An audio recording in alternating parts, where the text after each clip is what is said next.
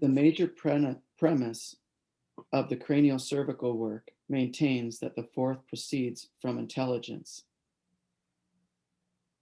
It is called the missing link because it was unrecognized as the bond between immaterial and material until it was discovered. Some sciences are a matter of chemistry. Some are studies of forces of energy as physics. Some are studies of the mental and abstract reality entirely. But it never occurred to any of the sciences to get together on these until this head and neck work put them together. And it is this embodiment that is the major premise of what we're going to talk about today. So I want to introduce myself. My name is Dr. David Phillips out of Bloomington, Minnesota. And we have some special guests on. And so I want to introduce them to you now. And they're going to tell their story. And the guests are Mr. and Mrs. Posivio, Nolan and Lori. Welcome to our show. Hi, thank you. Thank you. And so Lori is a patient in a clinic in Bloomington, and she's going to tell a little bit of her story. But before she tells her story, we're going to go through her case right now. And she's been under care for about 6 weeks or so. She's given permission to share her case. And so we're going to start off with her 16 symptoms that she came in with 6 weeks ago after seeing multiple physicians and specialists with very little help, if any. So my question will be, what percent improvement, if any, are you now or in the last couple, 2 or 3 weeks compared to before you started care 6 weeks ago? So for the record, Lori is the patient. She started care in January 24th of 2021. And today is March 14th, 2021. So it's been about 6 weeks or so. And the first symptoms was tingling down both the right and left arm into her hands. And Lori, without exaggerating one way or the other, what percent overall improvement would you give that condition? 90%. I rarely have the tingles or the zingers that go down the arm anymore. And when I do, I notice them because I'm so used to not having them now. Wow. Mm-hmm. That's pretty incredible. So you also told me that you had it in your third and fourth finger and sometimes in your third finger. Yes. Pinky. And you also said that you had poor grip strength. Mm-hmm. And you were, I believe, dropping your cup of coffee at your work. Was that true? Right. Anything, and I'm right-handed. And so these two fingers don't function anymore very well. And this one would get numb. And since I've started having my cervical work and not having anything else done, these two fingers I'm actually able to move them more. One of the things I could do, which was a exercise they gave me, was doing this type of exercise. This morning I haven't done my stretches, so I don't know if they will work, but I can go through by the end, middle of the day, and touch all of my fingers to my thumb on my right hand. The strength is a lot more. I don't get nearly as frustrated in the kitchen as usually it's, opening a pickle jar or trying to pop one of like a ketchup top up. And the other thing that was the grip strength or pincher strength was also very low. And now I can do a lot more, like I can do a binder clip now. And when I came to you, I could not pinch a binder clip in order to get them around any papers. Wow. Yeah. Wow. Now, Nolan, you're smiling over there. Yeah. I've been seeing a huge improvement too. Oh, that's great. That's great. Like what have you seen, Nolan? Well, I've noticed she used to ask for a lot of help in the kitchen, and it's not so much anymore, But yeah, Yeah. just more clarity. I mean, she's thinking more clearly now. A lot more strength in the hand. Um, yeah, she's just seems to be doing way better, than what she Wow. used to be. Mhm. So, yeah. Wow. You didn't mind turning in your kitchen apron then. No, I didn't mind so much at all. Yeah, a lot of times it was even just, can you please come out and finish stirring this? Because I'd get started and I would be so weak that I couldn't continue. Mhm. And Yeah. Well, it's just so exciting just to hear, these quality of life issues, kind of that you're sharing with our audience. Mhm. yeah, Mhm. And it's just really exciting, because um, that's the fun in life, is hoping that someone would get um, some even minor improvement, but 90% sounds like there's been great improvement so far. I'm still a skeptic. I would like to reserve my right to see how you're doing in 1 year, 3 years, 5 years, 10 years, 20 years from now, because this has been a long ongoing thing. Um, and but let's continue down our case history. We've already, we're 5, 10 minutes into it. We've already hit number one. So we're going to be on number two here. So we're making progress. We're not on the first page anymore. right. So the second condition that you told me, and Nolan kind of touched on it a little bit. He said, you're thinking better. Can you share this with me? What overall percentage improvement, if any, would you give that since you started care? I think probably 50% as of now. But I can feel it continuing to get better. I had a concussion in 2015 and had a whiplash, and where I was hit was I was bent over and then I got hit on the back of the head. So it pushed my face down towards the floor. And after that, it's like my thinking was so off. But even after everything else healed up, I would still think it was because of the concussion. And then after a year ago, when I fell and broke my elbow and twisted my shoulder and took that fall, it seemed to put me backwards in my thought process. And this past year, I kind of lost the ability to think forward. If we were packing because we needed to go to somebody's house for the weekend, it's like I didn't even think about packing until it was, maybe the night before or a couple hours before, because it took so long to think through everything else that needed to be done. Mhm. And so the forethought wasn't there. And now, the very first adjustment that you made on me for my atlas, when you told me to get up from the table and walk over to your desk and come back, as I walked to the desk, it was just like somebody gave me a shot or of clarity, or that somebody turned the lights on, because I didn't realize how much of a fog I was in. And as I made that walk, it was like someone amped up the lights, not the brightness in the room, but in my brain. And that it was just clear and not 100%, but so much more than it had been. Wow. Well, that's pretty interesting. So you were talking about your critical thinking skills when you came in.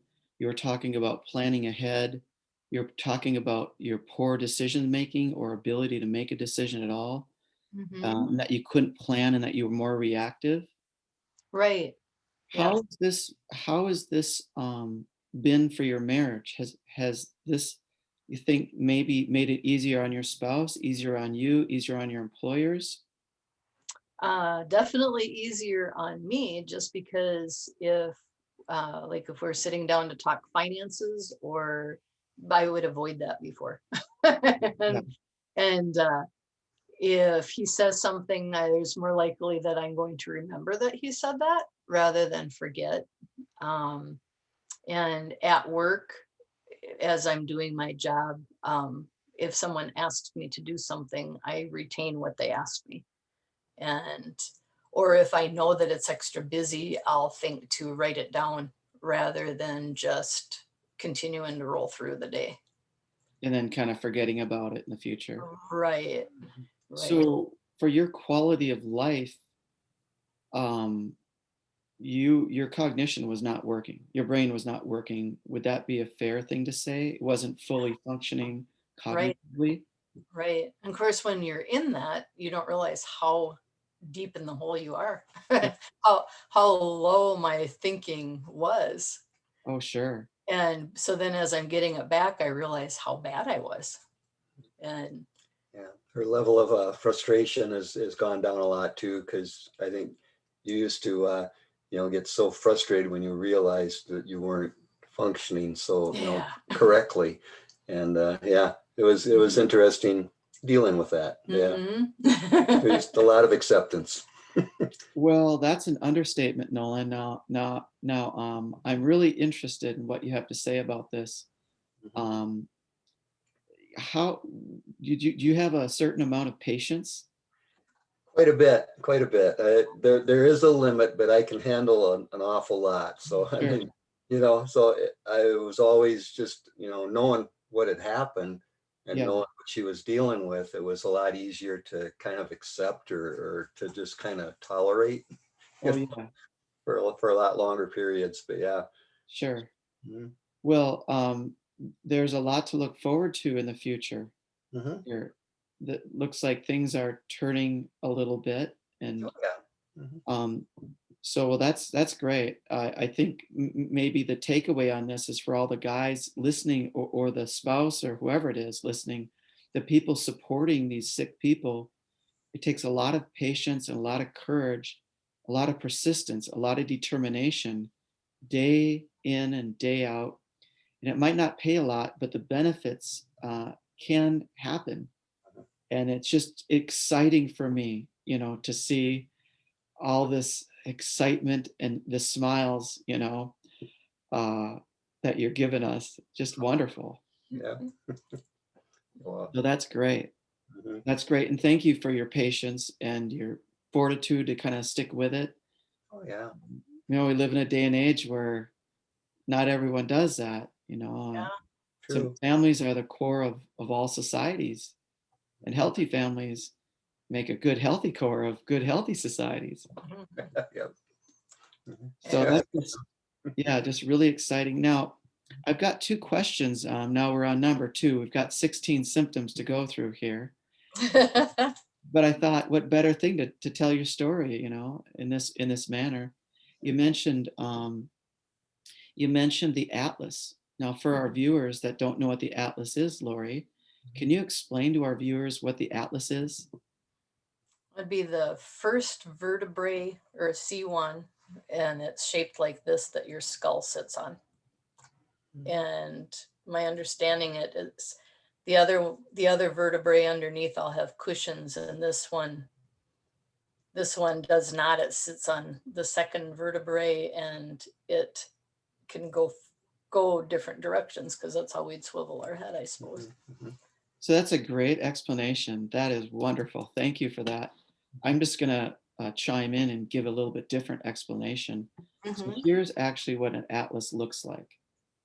There's actually what an atlas looks like right here. And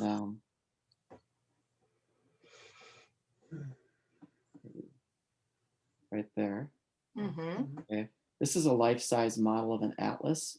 It's plastic, actually. It's not the real thing. And in the very center, that's where the lower part of the brainstem goes through, or the upper part of the spinal cord. And then on each of these, the holes on the sides, each of the ends are for the vertebral nerve, vertebral artery rather. And it makes 490-degree turns right at the level of the atlas, and it supplies over 50% of the blood to the brain. So Lori is describing the atlas bone that sits right underneath the skull. More on that later. Another thing to clarify, Lori, is Mhm. that you talked a lot about the brain and and the mind and clarity, focus and memory, and keeping track of things and not getting flustered. Did we do any psychology or psychiatry in the clinic? On my own, I had gone to some counseling just to help with just process through why I got frustrated so easily and things. Um, the traumatic brain injury clinic that I went to after the concussion flagged, pointed out that my frustration level would be higher, and explained to Nolan that we get frustrated because we've lost our abilities, and we can't think through things the way we normally would, and so it just comes out as frustration because there's nothing we can do about it. Or so you thought Or so I thought, at the yes. time there, you felt kind of helpless. Right. It was just kind of, that was just the way it was. Yeah. Yeah. And I had, after the concussion, I had effects on my eyes where when I would read, I would, the tracking would go from one line and jump to the next. And so I have not wanted to read. Well, I've wanted to. I haven't. If I pick something up to read over the last few years, it had to be very short. And if it was not, I just lost interest and put it down because I just couldn't read and have it flow. Yes, and we'll get to that. Well, that's very interesting. Now, you said that we didn't do any psychology on you or psychiatry on you. What were the results of all the psychology and psychiatry on you in your memory, in your focus, in your mental clarity, and getting flustered?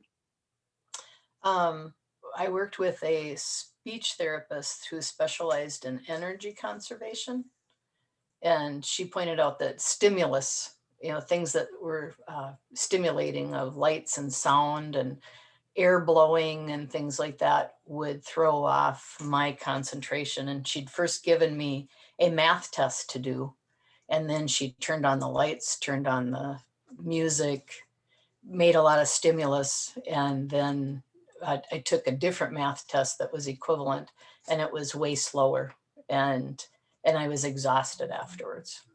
And so that's probably what we worked on, 5 years ago, and then and now, oh, I'm sorry, you're doing a good job, but what were the results? Because when you came to the clinic, you had all these problems still. So right. did they solve your problems or help it a little bit, but not really solve the They core gave me problem? it gave me some tools to help, like to take sight and sound breaks every hour. Sure. So To they gave you some tools to summarize what you're trying Right, to say. but it didn't help. It's Yeah. like it helped me get through the day, but it did not change the situation. Right. So it gave you good tools that were practical and pragmatic, but you still had the problems. Right. And Okay. Well, that's a good explanation. Thank you for that. The third Mhm. thing that you had wrong was your neck. It was a dull, achy neck pain. What percent overall improvement is that? uh Probably 40%. And 40% improved. Okay. yeah, and depending on what I do, it's like if it's a day where I'm working a lot at work and restocking things and using my arms a lot or looking down into boxes, it will get very achy. But the part that has improved so much is it's not as sharp, it's not as constant, and if I massage it or work with it, that I can get it to go away. So it feels like a soft tissue, where the pain that I had when I first came into you, it felt very much nerve, that it would go down my neck and across and down my arm, and it was sharp, like a sharp string that was going down. So it was just the nerve. And And I believe that you had positive MRI findings in your neck. right. You had cervical canal stenosis, you had bulging discs, and you had degeneration, just about everything you can have. Hmm. And also positive EKGs, nerve conduction velocity tests, had positive findings at the C8T1 nerve root level. So you had a lot of those things going on. So that's good to know that you're that the neck is 40% improved with the pain there. Yeah. And Right. I would say two different versions. It's like the soft tissue is 40% improved and the nerve pain is probably like 80% improved. Oh, well, let me get that down. So the soft tissue is 40%, Right. and then the chronic pain is 80%. Right. Wow, that's great to know. That's a huge piece of information. Thanks for sharing that. Yes. That's just quality of life issues. The fourth thing, and we did touch on this, the weakness of the hand. Hmm. What percent overall improvement would you give that in just a number or a range? 30% stronger. And I believe it was someone that you work with. By the way, there's a backstory there with your work. Yes. The backstory is that um, you moved. You can you describe you moved departments. Right. I was So you're in in a it. fully new department because you were unable physically and maybe even mentally to do your job. So you met someone that was under this type of care. And how many times did she talk to you to get you to convinced to come into the clinic?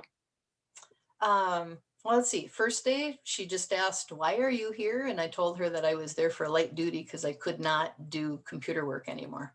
And she had me, just describe it to her. And she said, "Where do they think that's coming from that your hand doesn't work?" And I said, "They think it's coming from my neck." And she said, "I might have somebody who can help you." And then she told me that she had been, treating with you and that she had been doing this for a while and that she had been a mess before she came in, that she was unable to do a lot. And so I, heard that, but it was like the very first day, probably twice within that first week, she said, "You need to check him out. You need to call Dr. Phillips and see if he can help you." How many times before you came in did she bring that subject up? Probably 5. Probably 5 times. Yeah. So this is kind of a note to people listening. A couple points on this is most people, probably 70, maybe 80, maybe 90% of people that come into this type of work are referred in. There's no marketing arm. There's no yellow pages. Um, there's no internet, Google stuff. They're just referred in. So we actually don't recommend that people try to manipulate other people against their will, because a lot of people just simply aren't ready for it or think that they exhausted everything within the realm of all of healthcare because they've been told things like they're never going to get better. They're just going to have to learn to live with it. Here, let me give you some tools so you can just function. You can try to, function with the condition a little bit better, get through some of your day.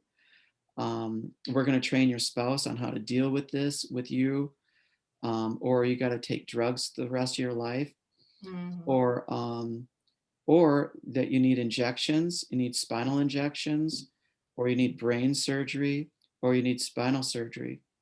Now, which ones of those were they telling you that they were talking about with you? I was seeing an orthopedic doctor because this all started because I broke my elbow, and he had went and they saw the MRI, and they said that I really strongly needed neck surgery, and part of it was because of the angle that the vertebrae were at, and the other part was in the thinning or the narrowing down the spinal column, that there were a couple areas that were thinned or that they were narrow. And then the other reason was because of bulge discs. And so they wanted to do surgery, and I was starting to search for ways of trying to find someone who could work with my neck and possibly change the neck rather than doing it surgically. Do you believe that surgery would have corrected the problem that you had corrected? It might have taken care of some of the symptoms, but I think the original problem is that my C1 atlas was out and it was affecting everything below that. And so it maybe would have taken care of some of the symptoms, but I don't think it would have taken care of the core problem. So I want you to describe this phenomenon. You say C1 is out. That's maybe new to some of our viewers. They don't understand what you're talking about. So when you say the C1 is out, can you just explain what you're talking about? That it's not in the right position, that it's either forward or backward from where it should be, or side to side from where it should be. And so therefore if my spinal cord is going down the hole in that atlas bone, that it is being, it has minimized the amount of space that my spinal cord can come down, or that it's given. So it would be natural that it would pinch off the nerve impulses that would be going back and forth. Okay, that's a great explanation. I would describe it maybe just a little bit different than that, Yeah. but it's a great way of explaining it. I think everyone will understand based on what you just said. So I might explain that there's a three-directional misalignment of a vertebrae underneath the skull that misaligned in three directions and is damaging and hurting the very thing it's designed to protect, namely the brain stem that connects the brain to the spinal cord, creating a neurologic problem. So there's four parts of it, and it's called a spinal subluxation or a vertebral subluxation. The C1 just happens to be the most vulnerable vertebrae in the spine. And we know that because there's no intervertebral disc above or below it, as Lori has shared with the audience earlier. We also know it because there's no interlocking joints either on the right or left side, neither above nor below the atlas. So the atlas is the most freely movable bone in the entire stack of 24 bones in the spine. And it's got the most complex systems of fulcrums and levers in the entire spine. And it's the only synovial diarthrodial joint in the entire spine. And lastly, it's the only vertebrae in the entire spine that is not self-correcting. So when it's been damaged or traumatized and put out of place, the muscles don't have control of it, of that particular level of vertebrae of C1, because the nerves that control the musculature of C1 exit the spinal cord below the atlas. So if the atlas is out, it doesn't have proper control by the brain, and the brain can't self-correct. So, and you talked about the pinching, and we're really talking about the lower part of the brain stem. And what's the big deal? It's just the brain stem, no big deal. Well, the brain stem is a thing that people shoot when they're trying to kill themselves. When they open their mouth and they shoot, that's actually the brain stem. The 10 out of 12 pairs of cranial nerves reside in the brain stem. It's where your breathing centers are. It's where your the control of the vasoconstriction or vasodilation of the blood vessels. It's basically Houston control. And when this phenomenon of this cranial-cervical junction misalignment happens, it heals out of position after that concussion of forces or that concussion that you had talked about. And so the concussion of forces creates a trauma to the body and stretching, if not tearing, of the ligaments that hold that top bone in place. And what happens is that bone heals out of position over time. And we're going to get into your history here. But there's 3 different types of problems that can happen on the lower part of your brainstem. Circumferential constriction, torqued meningeal occlusion, heat expansion meningeal occlusion, cicatrial or scar tissue occlusion. So there's a lot of deadly things that can happen after an injury. All right, so we're going to go ahead and move on from that. That's an atlas subluxation complex. It's a misalignment of a bone underneath the skull, pulling the brain down millimeters and affecting neurology. All right, so we're going to move forward here. We're going to move forward to the 3rd condition. Let's see, we're on the 5th condition, noise sensitivity. So Lori, what % overall improvement with your noise sensitivity, if any, since you started care? What have you noticed with muting the TV? You've done it a lot less. Okay. Yeah, a lot of times Lori can't concentrate so well if there's a lot of background noise. So we're constantly turning down the radio or the TV and remuting it, so she can fully concentrate. Yeah, if we're having a conversation, it's like I can't listen to him and have music in the background, that it would have to be shut off. Right, but it's improved. I don't know what if I can get, Yeah, maybe 20%. I would say so. Well, it's noticeable, so it's probably a little Okay. more than that, but yeah. Okay. Yeah. And So maybe around 30. yeah, that sounds about right. Because when I think about at work, it's very noisy at my job and I'm functioning okay. Mm-hmm. And if I'd been at that job previously, I don't think I would have been functioning so well. I would have had to ask people to repeat what they said. Interesting. That's interesting, that noise sensitivity, because how do you treat it? What do you do? What do the doctors do? Let's move on to the next one. We're at vision. You kind of mentioned your vision with your tracking. Would you describe to the audience that when you're reading, it would skip down to a line below? Right.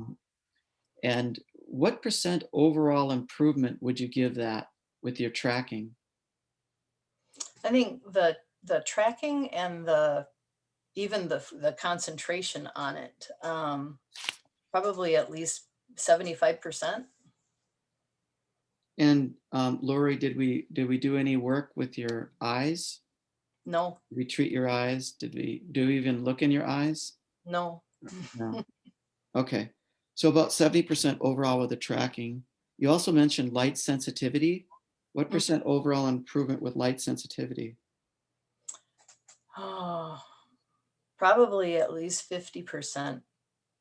I noticed that I haven't been using my sunglasses as much.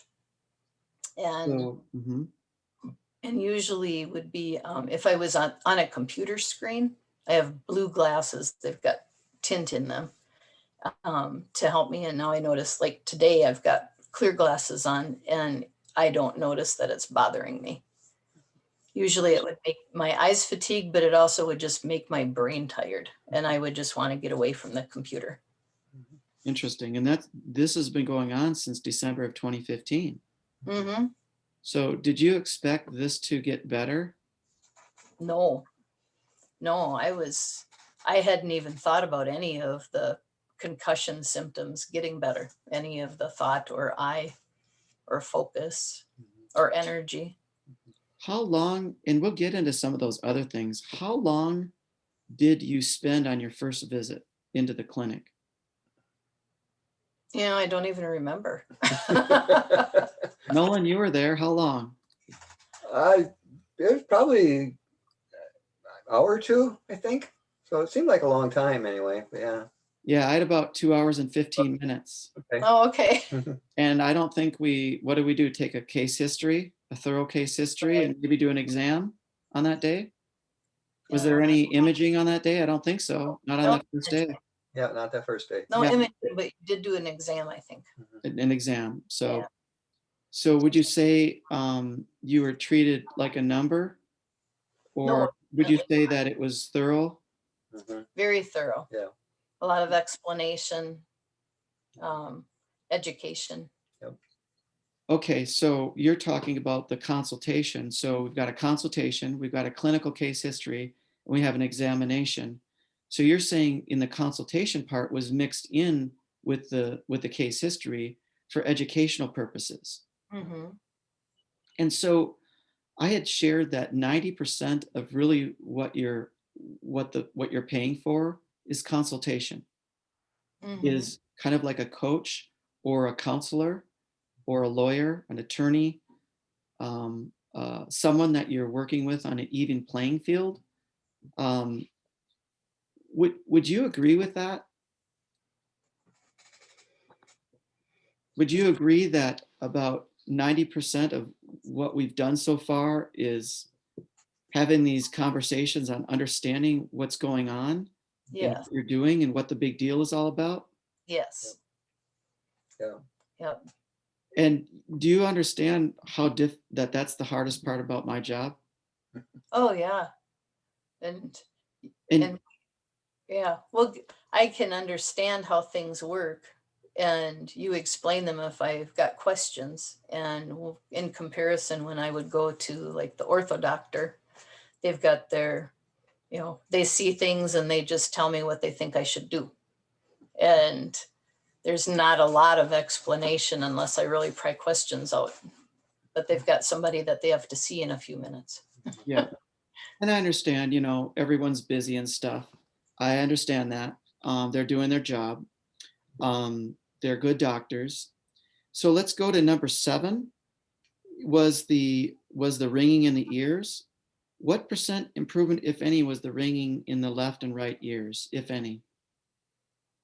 I still get it, but not nearly as often. I kind of forgot that that was one of the things we listed. So the frequency has improved by what percent would you give it?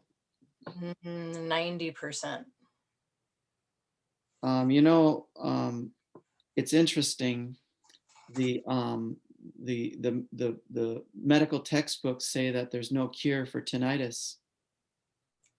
And yeah, I don't believe that. No, and actually, interestingly enough, I only see it get better 30 to 40% of the time in my clinic over the last 15 years. Okay. So it's actually one of the lower the things that respond at the least amount in our clinic. So Mhm. when someone gets tinnitus, I don't hold out a lot of hope that they're going to get better. 30 to 40% of time they get some improvement, whether it's the frequency, intensity, duration, amplitude of the noise, and so on and so forth. There's a lot of ways to rate them. And I'm not trying to make any false or misleading claims here. I'm just saying this is what I've had people tell me over the last 15 years. So what I'm saying is 60% of the time I can expect, if they're like an average patient, they will get 0 results. Oh, You know? wow. Okay. So you're on the end that I'm glad that for you that you can get some help with that, but understand that I've actually been told in a professional seminar that we can't advertise or make any claims that tinnitus can be improved with this work. So I don't. I Uh, believe it's a great disservice to the public that I don't. Mhm. I almost feel that I'm committing malpractice that I don't, but I don't because I'm trying to follow the law. But I can, but I have heard about 30 to 40% of the people over the last 15 years that have improvement with that. Another fact about that, and you work at the VA, right? right. You work at the VA clinic, right? Mm-hmm. And I'm a prior service person, so um, I'm under the understanding people can get up to a 10% military disability for tinnitus or ringing in your ears or however you want to, whatever you want to call it. 10% military um, medical disability. Right. So how much money do you think that the federal government can save if they incorporated this type of work into the VA system? Oh, a lot. $1 million, $100, $1 billion, $1 trillion, Oh, a gazillion? I mean, how much? yeah, gazillion. An incredible lot, because everybody in the military at some point is exposed to a lot of noise. So I think pretty much majority of military people Have the ringing. are affected by that. Yeah. Yeah. Yeah, and probably, a lot of those people probably wouldn't get help in the clinic because they're probably getting their tinnitus because of the loud noises these explosions and all these things. Right. Yours was different though. Yours was caused by a concussion of forces, and we can deduce that because it's better Mm-hmm. after we use a nifty bit of engineering to reverse engineer the head and neck alignment. Yeah. And I'm glad that we've got the list of what complaints I had when I came in, because as they disappear, I don't remember I had them because they're an irritant that disappears. So I noticed this past week that my ears were ringing on my left side. And I thought, whoa, that hasn't happened for a while. Or if it had been a real low level instead of very loud. And so it was like once in this last week that I actually noted it. And so the volume has either turned way down, or right now I've got a little bit, but the volume is very low. Okay, so what percent overall improvement over the last couple weeks compared to before you started with care 6 weeks ago? What percent overall improvement with the volume? 80%. What 80% percent lower. over? I'm sorry. Yeah. And 80, yeah. 80% lower. And what percent overall improvement with the intensity Right. would you give it? Yeah, probably 80 also. And then what about the duration? What percent overall improvement with the duration? 90%. What percent overall improvement with your ringing in your ears with the occurrence, how often it occurs? That would be 90% also. So do you think aligning your head and neck has anything to do neurologically with ringing in your ears? Oh, definitely. Because there's no other reason it would have gone down. Interesting. We haven't done anything else. I haven't had any other treatments from anyone for anything. And I haven't changed my diet. Yes. So we'll move forward. We'll move forward to number 8. Number 8 is sinus pressure. What percent overall improvement with your lifelong sinus pressure? For right now, probably about 20%. And I say that because right now it's my allergy season. It's like the molds, some snow molds left over from the snow melting, and the pollen is all coming down at the same time. Usually they're 2 separate times. Okay. And so I've been stuffy. I think I've only had one day of sinus pain in like the last 3 weeks. So the frequency, what percent overall improvement with the frequency would you give it? Your sinus problems. Frequency, 50%. What about the intensity? What percent overall improvement with the sinus head pressure? 30%. If we talk again sometime after my allergy season's passed, I would imagine it'll be different. And what about the duration? What percent overall improvement with the duration of your sinus? 50% also. Gotcha. Wow, it's kind of exciting. Yeah. It is. I don't realize how comfortable I am until I get uncomfortable. Right? Yeah. Yeah, that's great. That's wonderful. I'm just so excited. You've just got me fired up right now. Well, I'm getting more excited too. It's like I have to pay attention to what's missing. Yeah. Right. Well, so far, everybody, it's almost intermission time. We're about halfway through this. I don't know if we're going to squeeze it all in an hour and 15 minutes, but we're going to try. to keep you on time for your obligation after this. Sure. We are officially at halfway through the list of symptoms. We're on Okay. number 8. We completed number 8, so now we're on number 9. Okay. And so far, all 100% of the first 8 symptoms, the first chief complaint symptoms, the biggest issues that brought her to the clinic, have been helped. 100% of the first 8 symptoms have been helped. Before we go any further, Lori and Nolan, feel free to chime in. Okay. Do you kind of almost feel like this is a cure-all? You know, it may not cure it all, but it's made such vast improvements that I'm extremely happy with the progress that's being made. And I was so gun shy of Lori having any kind of surgery because I'm not very, I guess, comfortable with some of the outcomes of that. So I am very happy with the progress that Lori's been making and the work you've been doing with her. So it's made a big improvement. So, Nolan, do you feel like this has saved your wife from neck surgery? I think it probably has. If it continues to go the way it is, I think it has. Because, like I said, neck surgery is very scary to me. I wouldn't want to see her go through that. Yeah. And would you like to see her continue getting better? Yes, I would. I would. And do you feel like you spent a few bucks getting this problem under control? Mhm. I probably got about, without exaggerating, 20 hours into the case, face to face and behind the scenes, Mhm. probably with 6 or 8 of those hours being behind the scenes.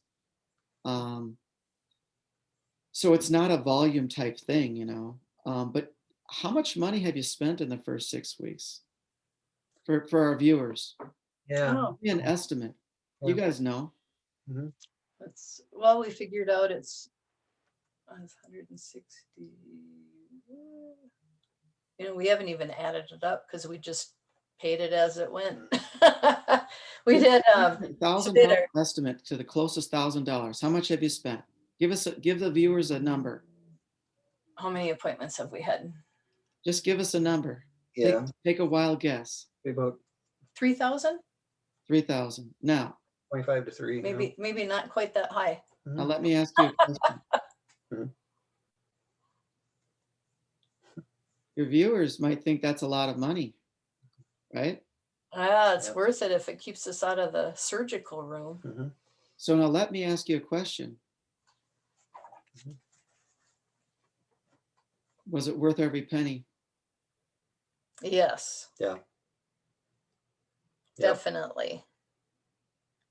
Do you 'Cause- feel that you were treated like a patient that had a very critical, serious, life-threatening condition? Do you feel like maybe you found the right person with the right training at the right time, kind of taking a chance, making a correct decision, and following through? Do you feel like you've done this like a rock star? You've done this, you followed a prescription to a T? Yeah. Mhm. When oh, and I consistently come in for the appointments. I don't skip any. Um, and if you've got suggestions and you tell me how to keep everything in place where you've put it, and so it doesn't slide back out. And I catch myself doing those things once in a while, but try very hard to stick with the rules or the guidelines and icing, and so doing whatever I can, so we're squeezing all of this treatment in and getting it done and focusing on it instead of like once a month and drawing it out. Yeah. I think it's been well worth it. So do you feel like you've got the very best and most, that you've taken advantage of the services at this Bloomington Cranial-Cervical Clinic, do you feel like you basically so far squeezed out every advantage that you could so far? As much as I know about. Okay, And that's a good answer. for Yeah. cervical work. And I know it's not a quick fix. It takes time, so we're in it for the long term. Sure.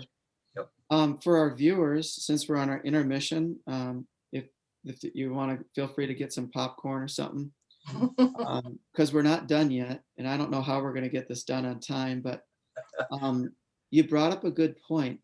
You talked about, you felt like this isn't a get rich quick scheme. This isn't a quick fix. It's not magic, and that's a good point that you bring up, because the thing that holds one bone to another bone, the definition of that is a ligament. And you get new ligaments every 90 to 120 days. And if you've damaged or torn that connective tissue, those ligaments, you have scar tissue or a type 3 collagen fiber, which is not as good as a regular ligament. And Lori, with your concussions of forces, there's a high degree of likelihood and probability that you have lots of torn ligaments in your neck, given the fact that you've got a poor neck curve, you've got cervical spine stenosis on your spinal cord, you've got degenerative disc disease at multiple levels, you've got osteophytes in your neck, and so on and so forth. Positive findings on your MRIs, positive findings on your EKGs. So there's a high degree of likelihood that you have damaged and torn connective tissue and ligaments. And what we know scientifically is that you get new ligaments every 90 to 120 days, whether you're 1 year old or 101. So 3 to 4 times a year, it's regenerated. And what we also know is ligaments that have been torn are going to be replaced with scar tissue. That'll be replaced every 90 to 120 days as well. So over a number of years of care, every year you get 3 to 4 new sets. So it keeps healing. So as you're healing in place, you have 2 positions. You have the bad position, the head and neck misalignment, and you have the good position. The head and neck is in an improved alignment position. And if you spend most of the time in proper alignment, you'll lay down the ligaments over a properly aligned position with your head and neck, and that will become the new normal for you. Okay. Now, is that exciting or what? It is. Yes. Yeah. So this work is not actually based on getting an intervention. The work is actually based on holding the alignment for long periods of time. That's you taking control of your health. Mm-hmm. That's kind of the freeing part that is offered to you now, that you'll be able to hold this, and we'll get to that. So why don't we be done with our little intermission and start with our next symptom, which is our number 9th symptom, which is, and we're, by the way, for the audience, we're not assuming that every condition has improved even 1%. And so maybe this last 8 symptoms, there'll be something that hasn't. So Lori, I know you'll be honest with our viewers and with me, and because that's all we ask, and that's all you've asked of us. Mm-hmm. So number 9 was the temporal mandibular joint, or the TMJ for the layperson. The right side was more involved than the left side, and it started when you're 24 years old. So what percent, Lori, in the last 6 weeks of care, improvement, percentage-wise, has your TMJ improved compared to before you started care? Probably about 10%. Okay, about 10% improvement. So far, that's the thing that's been improved the least.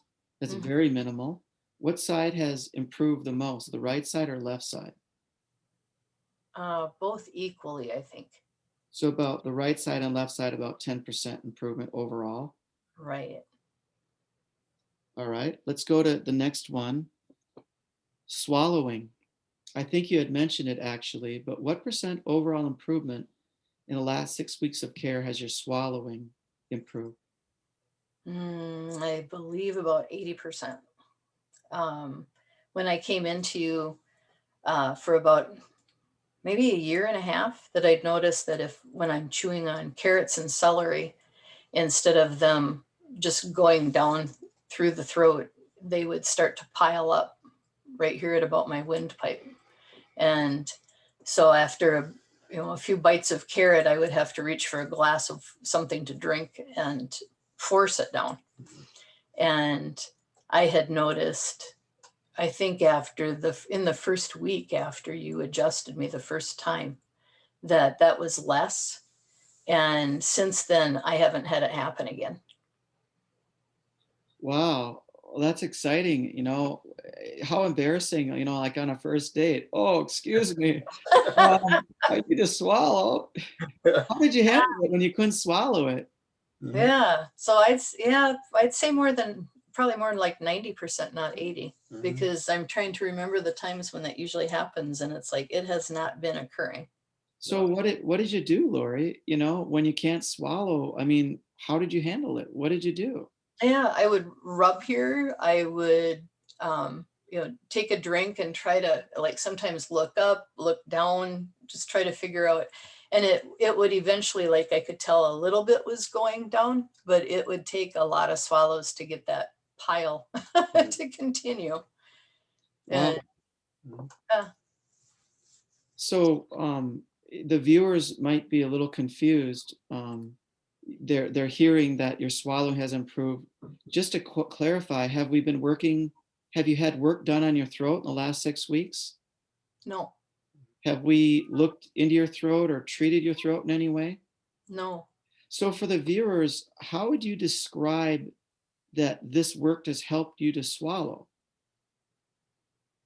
It just started working again as soon as as soon as I had my C1 adjusted.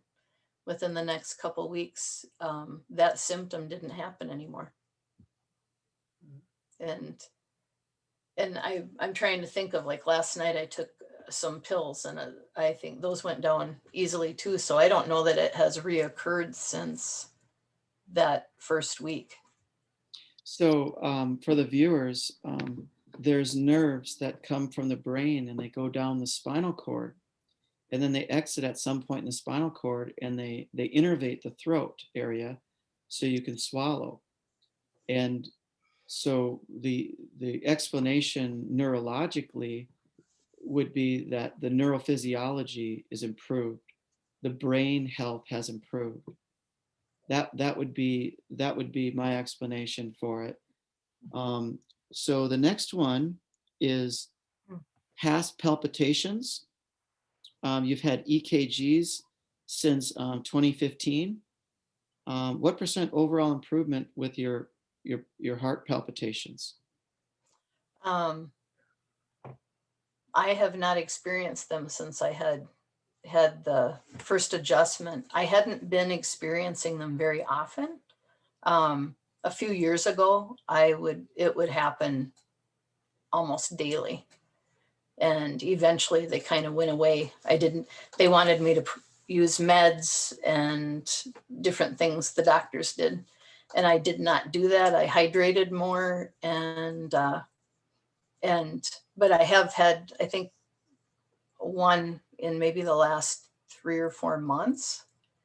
But I haven't noticed anything even similar to the start of that, or the feeling. Mhm. Sometimes it would kind of be like a little bit of an aura that I would feel. Something would feel different. And I haven't had that since my first appointment with you.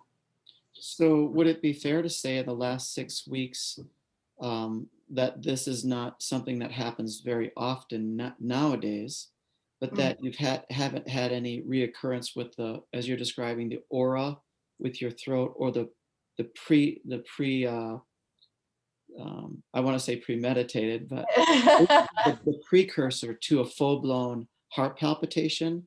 Right. Would it be fair to say that you're not having any of those at all? Correct. And so you'd say it's overall about 100% improved? Yes. Okay. All right. So the next one, so we're now on number 12. So we're really making progress now. I mean, it's Sunday afternoon, life is good. Yeah. We've got stability and balance issues.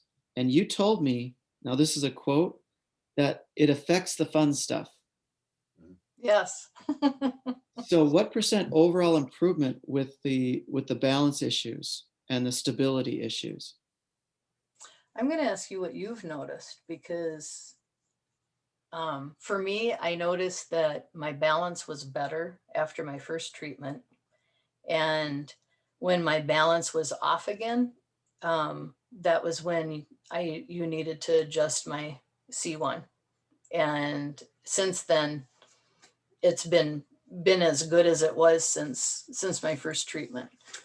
But Yeah, I would probably say, 70 to 80%, because I really haven't noticed you losing your balance or stumbling as often. yeah, And we do go for walks and stuff, and we're on tricky terrain a lot of the times, and I haven't noticed her do anything of that Yeah. nature.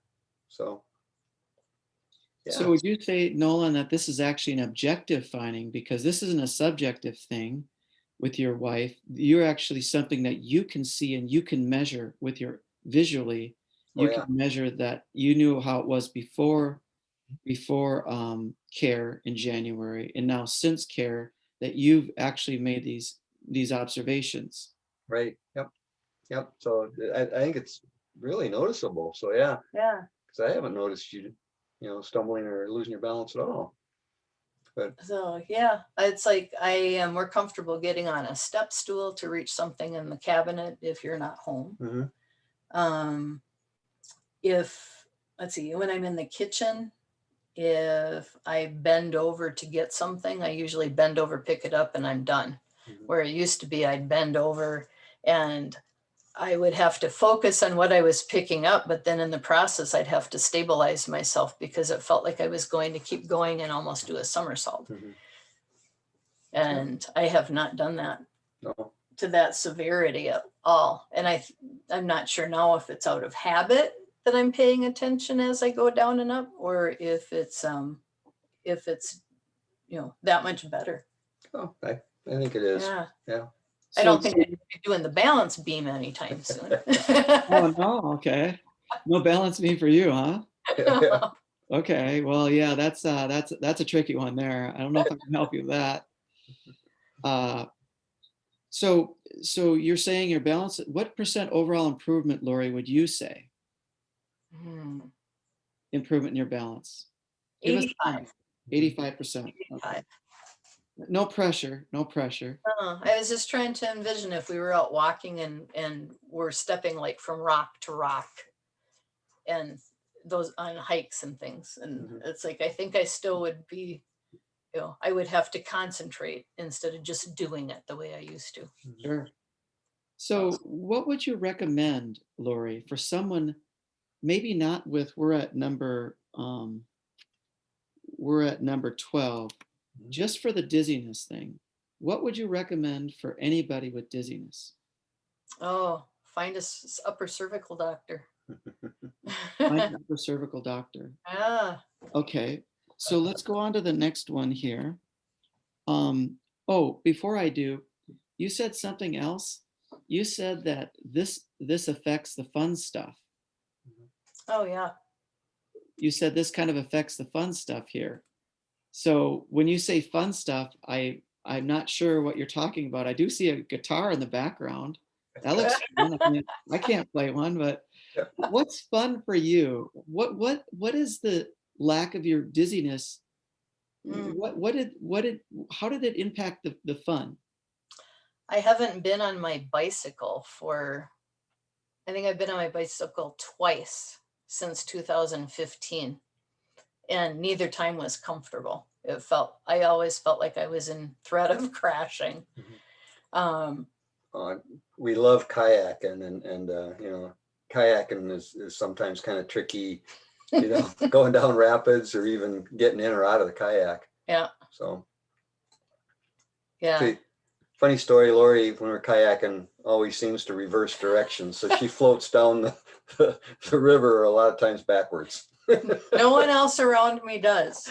And no matter, it doesn't matter which kayak I'm in. It doesn't matter who I'm around, how I'm sitting, feet out, feet pulled up or whatever. If I let go of, if I don't paddle, I'll all of a sudden turn around and be totally backwards and then go with the group. Yeah, that might not have anything to do with dizziness or balance, but it's just. Maybe that's improved now. Maybe we have to try that out. Yeah. Oh, wow. Unbelievable. That's exciting. Mhm. Yeah, I also, like you guys, I enjoy and I actually enjoy canoeing. Mhm. Have you guys ever, speaking of which, 'cause I do this because I like the fun stuff, and excuse me, and to me this is just fun. This is even more fun than kayaking, but I love being on the river in a canoe. Oh, Have yeah. you guys ever been down the Kinnickinnic River in River Falls, Wisconsin? Yes, after Yep. the floods, so it went really fast. True. Now you know when I go. I go after the flood when the river is closed down. That's when I go. Yeah. I love it. Well, I don't know if you know this, but um, this Cranial-Cervical Clinic actually owns a water vessel. Oh, really? Wow. Now, it may come as no big surprise, but it's not a yacht. It's not even a motorboat. Hmm. And it's not even a sailboat. Ah. Now you're probably wondering, well, what in the world could it possibly be? Like a blow up, mattress? What are we talking about? We got a little budget about here. But it's actually a banged up canoe, and you know where it got banged up? On the Kinnickinnic? Yep, it got banged up on the Kinnickinnic. But you know how it got a hole? Oh, how? Probably wondering, because this is called getting after it. I like the old school, but it's sometimes hard to get someone to go with you because I might be going at 5 a.m. Oh. People are still sleeping. It's normal, we're talking about normal people things. But so I end up having to drag that canoe down that half a mile serpentine trail from Glen Park and River Falls Yes. down. And that's how I got a hole in my canoe. Oops. Doesn't surprise me. But I found out that because of the budget situation, that if you sit on one end, you can pop the other end out of the water, and you can still go down the Kinnickinnic hole and all. Oh, wow. That was good. In a family of 10, that's bragging rights. So, but do you guys still do the Kinnickinnic River? We've only been down it the one time, Mm-hmm. and it was rushing real fast. Yeah, we've talked about going back, but since I've had all of this head stuff going on, we haven't. We just decided to do the calm ones. Yeah, that Kinnickinnic was well, it had a couple of traumatic moments in it. So. Okay, funny. Want another funny story? Sure. Nolan tried to help somebody who her kayak got jammed way over on the right side after some small a small sandbar rapids. Mm-hmm. And it was just dug into the grass and beat by a tree Full of water, filled with water. And he went over and was trying to help her at least try to flip it and get the water out and lift it out, and the current kept coming after him. He had on a pair of denim shorts, and by the time he was done, the shorts were down. Luckily, Lori didn't have access to the camera we brought along, or it'd be recorded for posterity. Yeah. That's hilarious. That's great. Yep. Yeah. Oh, it was funny. Yep. Yeah, that kind of reminds me of a story. I was on a Kinnickinnic, and by the way, so this canoe is owned by the Cranial-Cervical Clinic. It's property of the Cranial-Cervical Clinic. Mm-hmm. And so this practice every year buys either was it $25 pass to park a car at the bottom of the Kinnickinnic.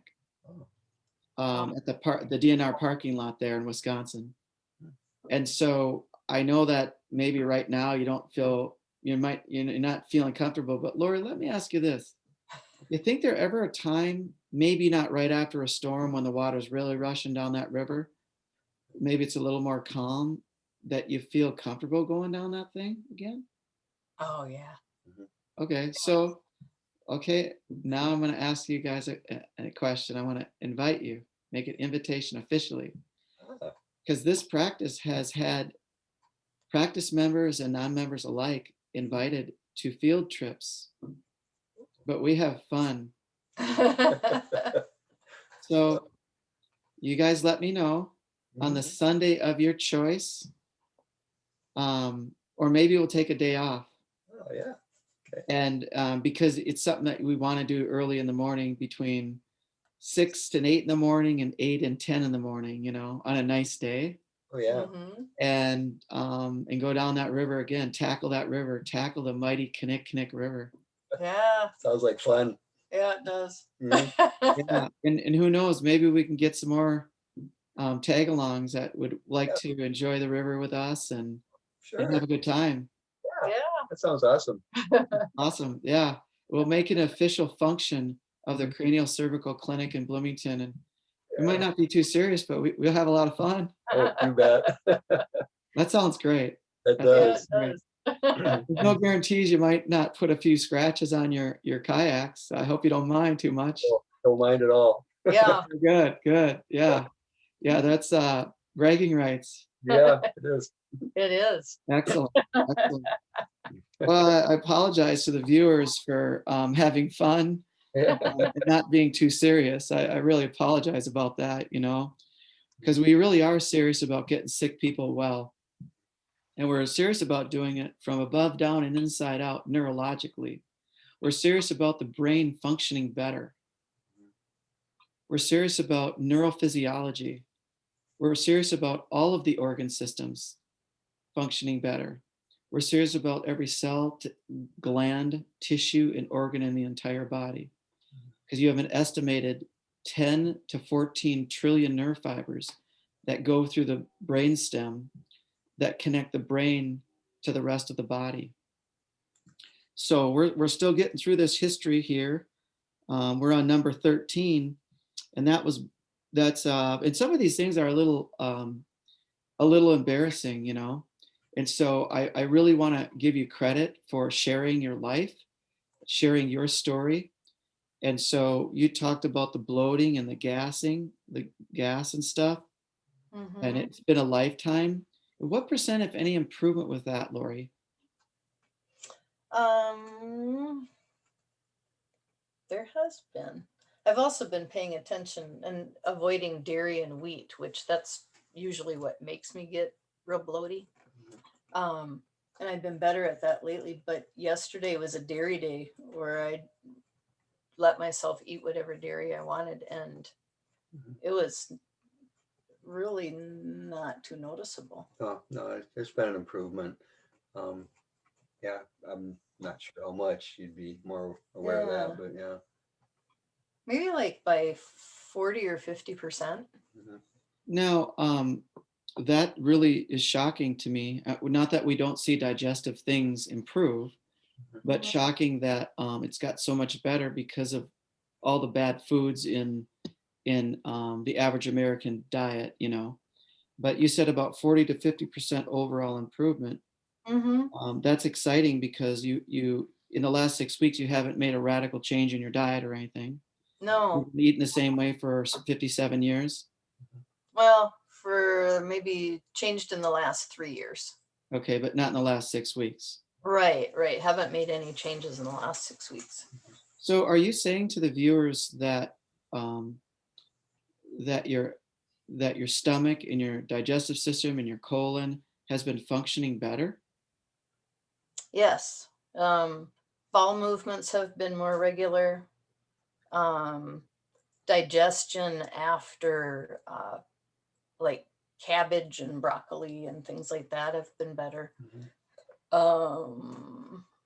Trying to think of I usually respond to whatever, if I have like a piece of toast or something, that would be something that would trigger me, because I use gluten-free. So it's a lot of like rice flour and things. And that usually makes me feel bloaty. And so, but yeah, even after just regular veggies and eating a salad, Mhm. that doesn't usually bother me too much. But if there's something in there that would normally make me get a little bit gassy, it hasn't been. Mhm. And yeah. So what would you recommend for people with digestive disturbances, gas, constipation, diarrhea? What would be your first line of defense now that you know what you know? Yeah, now I would come in and see you or another upper cervical person. Get that part of my body working correctly so the rest of it does. So that's interesting.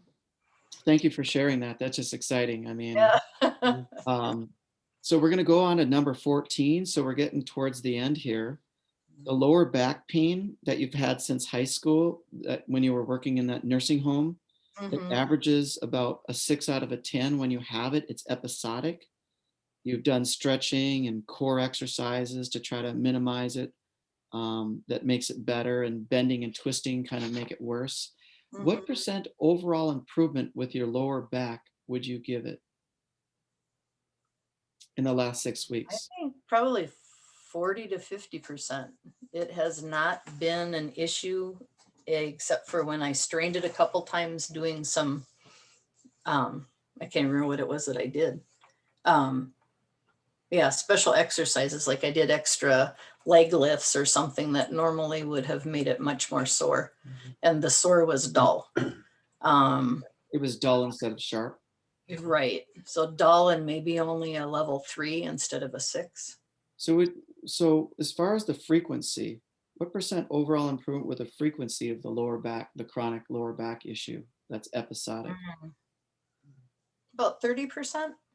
And the intensity, what percent overall improvement with the intensity of your lumbar pain? It's about 30% too. And the duration, what percent improvement with the duration Oh gosh. of chronic low back pain would you give it? 50%. Mhm. Now, Lori, let me ask you a question. Have we touched your lower back? Only 2 times, and one of them was an adjustment, and the other one was just like pressure points or Okay. whatever you did the other. Evaluating the Yeah. condition. Okay, so in the last 6 weeks, you're sharing with the viewers that you've actually had one lower back intervention. Mm-hmm.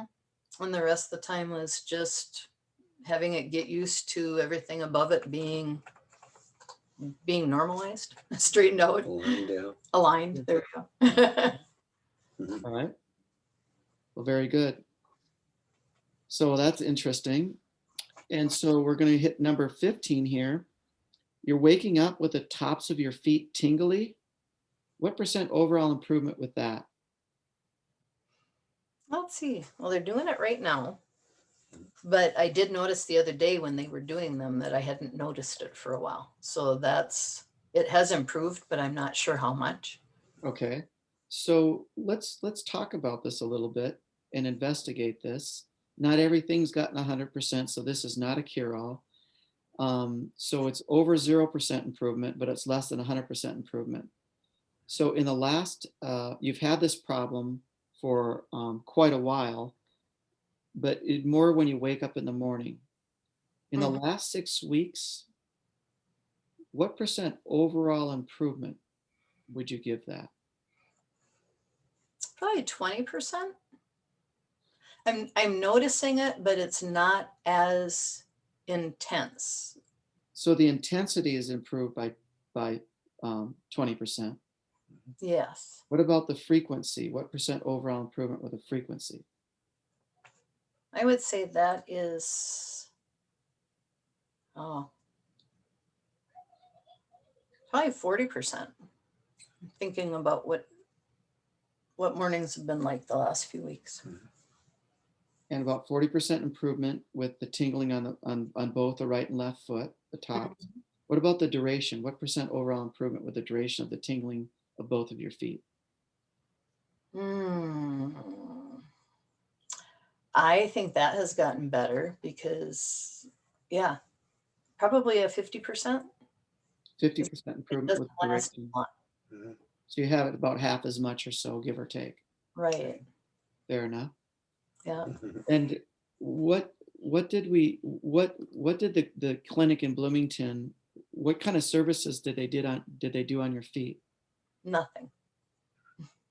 Okay, so you had no interventions done on your feet or ankle mortises. So No. how would you explain to the viewers that your feet got better, given that you had nothing done to your feet or ankle mortises?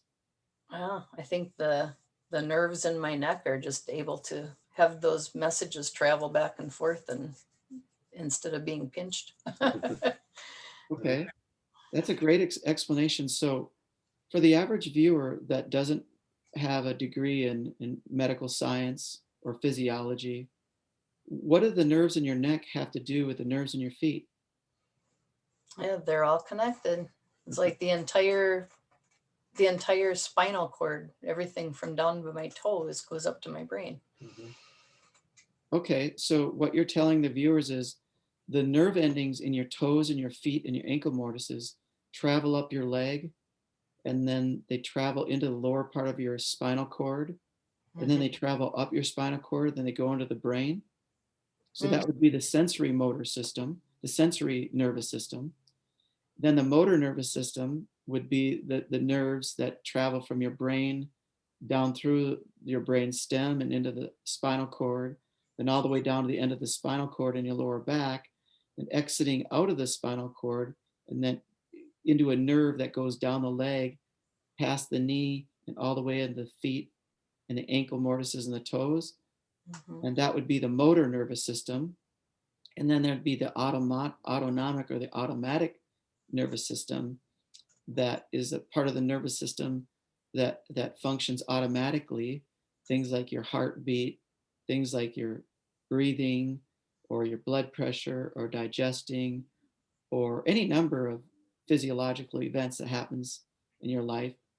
And there's the sympathetic is the crisis center where it's a fight or flight, and you have the parasympathetic, which is the rest, the repose, the recovery. So you have all these different parts of the nervous system, and you're saying every cell has a nerve supply. Is that kind of what you're telling the audience, Lori? I think so. I believe so. Yeah, so that would be a true statement. Every cell has a nerve supply in the body. Yeah, directly or indirectly. Mhm. Right. So so very good. So let's look at the 16th thing, was the inflammation throughout your entire body, Hmm. swelling all over. Um, what percent overall improvement with the inflammation throughout your entire body in the last 6 weeks? I would say probably 30%. I have not noticed my feet used to get sore, toes would be puffy. Um, by the end of the day, my clothes were tight and they seem like they're more just a little tight, not a lot tight. And yeah, fingers, trying to remember in here. Mhm. All these different spots that I get kind of I suppose it's just inflammation, but it's like I always think of it as water weight also, and Sure. different spots that get to be better. Yeah, so I would think about 20 to 30% that has helped. And so you're even saying the lymph nodes in your neck have improved? Possibly, it's usually this jiggly part Mhm. is Sure. under my chin. If it usually is bigger when I have that inflammation happening, and it hasn't been as swollen. I felt like my neck has been more thin. Sure. Well, Lori, I just really want to thank you. You know, you have you've done everything that we've ever asked you to do for the practice for your own good. But then you also went above and beyond the call of duty to take some time on your Sunday, you and your husband, to share with the people in the world, on the internet, your story. But it sounds like all 16 things had some level of improvement between 100%, 80, 90, and 100% improvement. And some other things had between 10, 20, and 30% improvement. But all 16 things got some level of improvement. So Mhm. that's 100% of the symptoms that you came in got some better. Right. So the average case has about 8 to 12 things wrong with them, and about 2/3 of them get better. So if they come in with 12 things wrong with them, about 8 things get better. Hmm. Okay, but for you, you had 100% of your 16 things get better. So you actually are way above the bell-shaped curve. You're on the very right end of that, Yeah. the top 5 or 10%. So I don't predict that everyone will do as great as you did, but this is just nothing short of exciting. Feels pretty miraculous, I'd say. Now, yeah, it's so wonderful, so wonderful. I'm just so excited. This is the joy in life of watching sick people get well. You know, I believe that um, you allowed us to participate in aligning the cranial cervical junction with the highest degree of specificity in all of healthcare. Um, I believe that we have the most specific cranial cervical pictures with analysis that showed us mathematically how it's off in 3 directions. And how many times did we have to make an intervention with you, Lori, in the last 6 weeks? Let's see, we had the first adjustment, and then my C1 stayed in place except for one time. And then we've made that adjustment. We haven't needed it since. So what you're telling the viewers, there was 2 interventions 2 in the interventions. last 6 weeks. Yeah. And yeah, So was there any cracking, twisting, or popping or jerking of your spine or head? no, no. I'm very, very gentle. The noise of it was from the table that I was laying on was the loudest, and I didn't even feel anything really. And so in this intervention that you're describing, Lori, what bone was moved?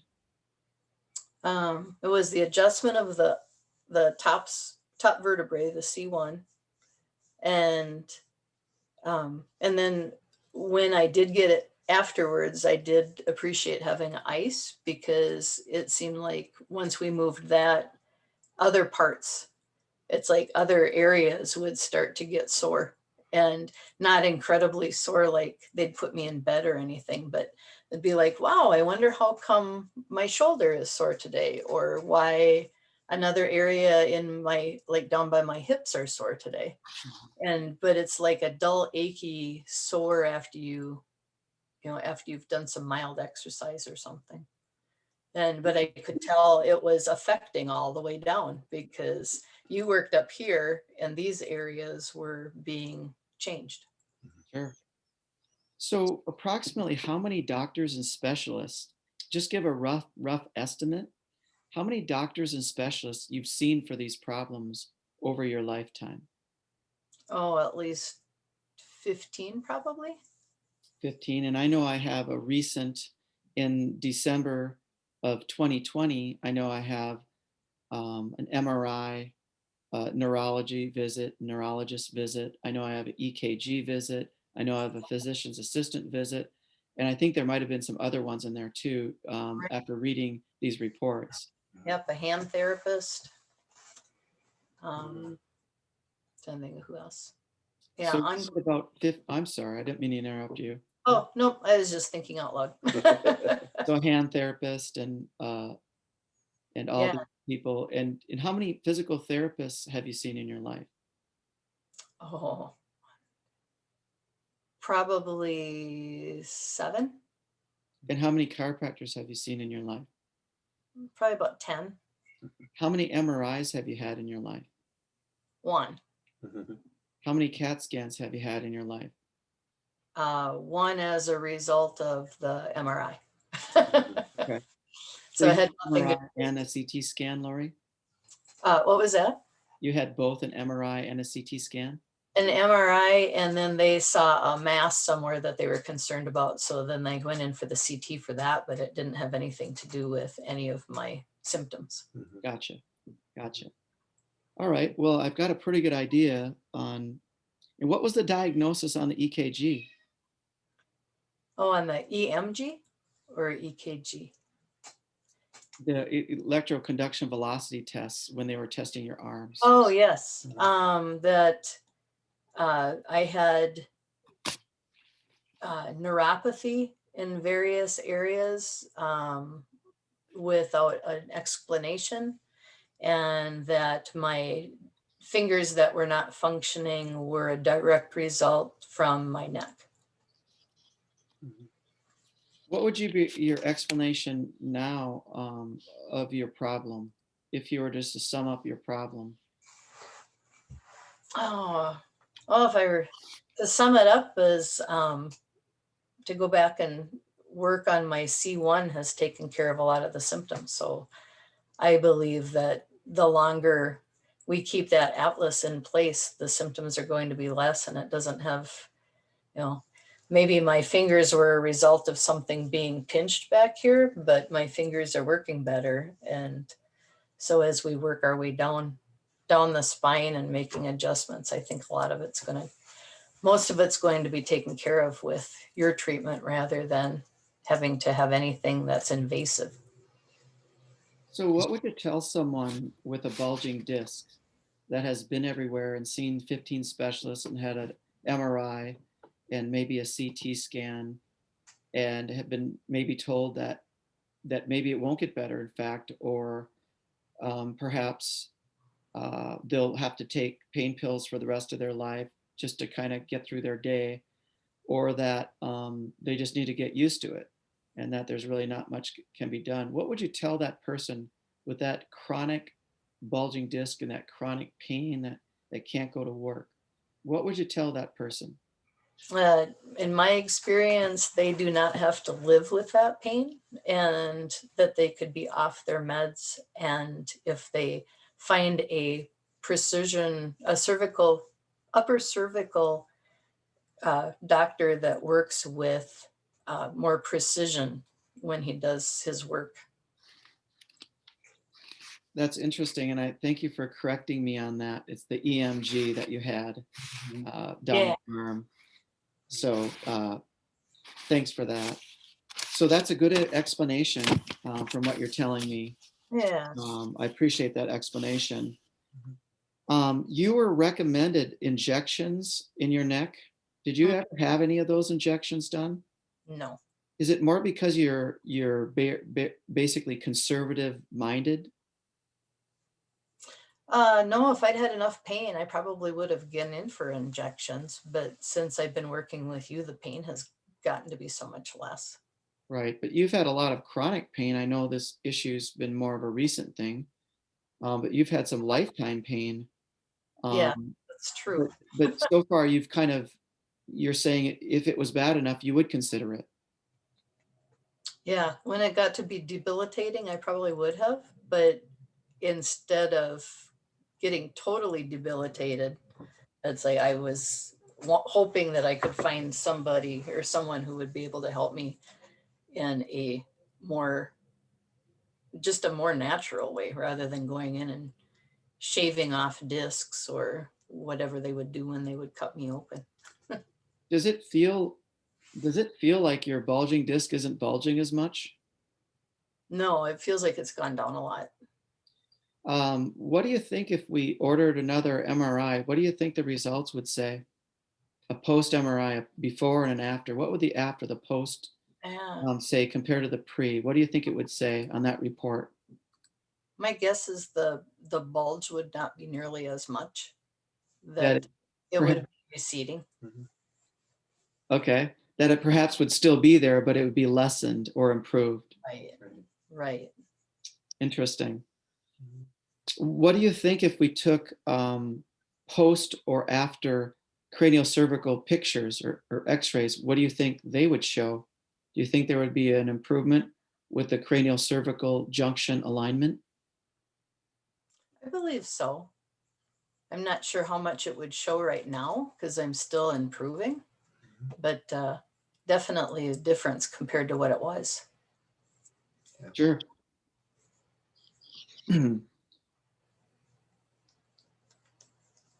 So that's interesting that you say that.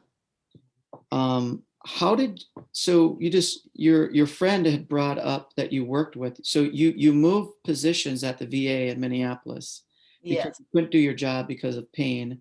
And so you met this lady that was under care who referred you in, who basically um, talked to you about 5 different times about this work, and finally you just came in. Um, so you weren't referred to this clinic, this type of work by any doctor or healthcare provider? no, Why do you no, think that is? yeah, because they think their way works and they don't know about you. Or if they do, they figure it's hocus pocus and, or magic or something. But however, when I was at my orthopedic doctor's office about 2 weeks ago, his physician's assistant was working with me, and I told her that I had started working with you, and gave her a description of where you were working at and what you did, and she was extremely relieved to know that the symptoms were going away, and was very supportive of finding something that would be natural that would prevent surgery. Wow. Okay. Yeah, that's good that she doesn't belong to the Flat Earth Society. Hmm. And also, of course, we know that these wonderful physicians care about their patients, and they're working within their training and under their license, and they love and care for the people they take care of.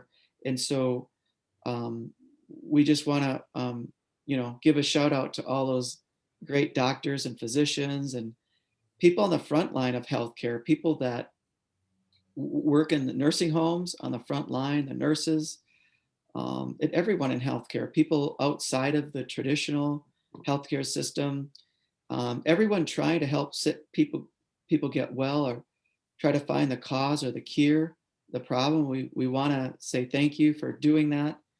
And it's not everyone has the same problem. So every doctor has a little bit different training. Hmm. And so I believe that these wonderful doctors are practicing within the scope of their practice and doing a marvelous job. You just had a very complicated, chronic, long-term thing, and that's kind of what I want to get into. I was looking back in your healthcare records, and um, I had noticed that you had major injuries over the last 27 years, starting back in 1994. Um, would you mind if I just rang those off really quick? Oh, Although that's fine. those damages. So I was basically told in January of 2021 that there was a rollover that Lori was hospitalized in 1994, and that she incurred a great thoracic spine pain and couldn't lift her arm, but was released from the hospital same day. I was also told that she more recently was rear-ended, a mild rear end in 2006, where upon impact, she had her head turned to the right. And the problem with having the head turned to the right is it can increase the damage by fourfold. So even though that it might not have been very fast and you might have thought you got away with it, that's the exact thing that can create the tearing of the ligaments, create fourfold the type of damage. So that was a red flag when you told me that. And then the last thing was the 2015 was when you blacked out and you saw stars. I forget exactly what that injury was, but the most recent injury was maybe the same one in 2015 when you had that concussion, that traumatic brain injury in 2015 when your chief complaint started, the tingling down the right and left arm that's been helped 80, 90%. And that's where you had it was unanticipated, a dolly tipped over and hit you in the side of the head. And you didn't know it was coming. And it was a heavy dolly that hit you in the head. So those were the three or four different things that had happened to you. Do you think that those injuries created a head and neck misalignment, Lori? Oh, yes. Yeah, I wish I would have known about upper cervical, or that my parents would have even known about, chiropractic way back when I was a kid. And to be able to take me in when I needed it rather than, or upper cervical when it was something like doing a face plant on the sidewalk when you're running. Mhm. Sure. And so are you saying that in your opinion, someone with a traumatic brain injury should be evaluated by a cranial cervical junction practitioner? I strongly believe that. It's like I will be anyone I visit with from this point forward, if I find out that they've had a accident like that or been hit in the head, that I will be making a suggestion for them to look for, because that seems like it should be the obvious first place that they go. Mhm. That's a really interesting point. Uh, uh, with the healthcare system as it is, you just said, did you just say that you think this is the first place that people should go after Yep, an injury or after dysfunction, where they don't have answers, right. and then they have no results? You think that this would be a valuable use of resources, money, time, Very much so. etc.? Very much so. Even, we don't go through insurance when we work with you, and it still ends up being cheaper because it, it would be quality of life from that point forward, and all of the adjustments we've made, and Tylenol or ibuprofen we've bought, or other doctor appointments and copays and things. So Mhm. it's like a lot of preventative on that first appointment. So how much, we did talk about how much the care in the last 6 weeks costed you. How much did your care between your insurance company and your out of pocket, if you were to estimate to the nearest 5 or 10,000, how much have you spent since 1994? Those trips to the hospital, those MRIs, without even knowing the numbers and looking at those insurance bills, if you were to estimate to the nearest 5 or 10,000, how much you think you've spent? Oh, at least probably 50,000 at least, at minimum. And and then the time.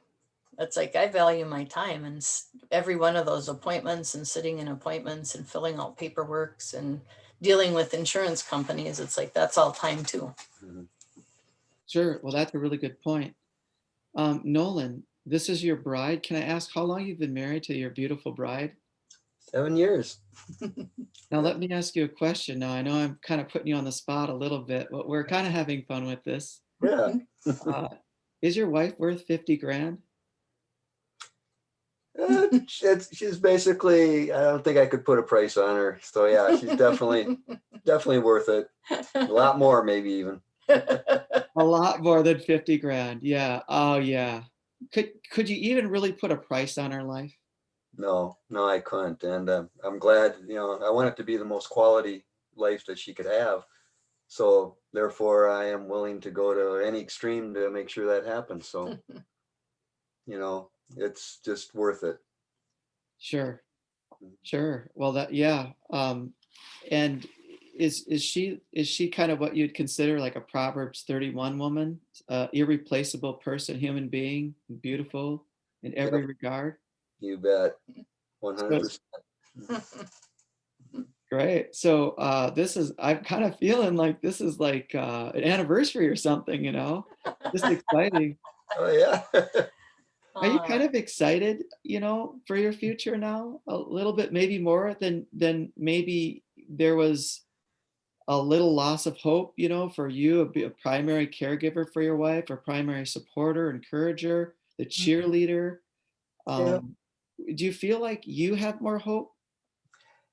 I do. Yeah. I mean, I can see the improvement, and I'm really excited about possibilities coming up. yeah, summer. Yeah, summer.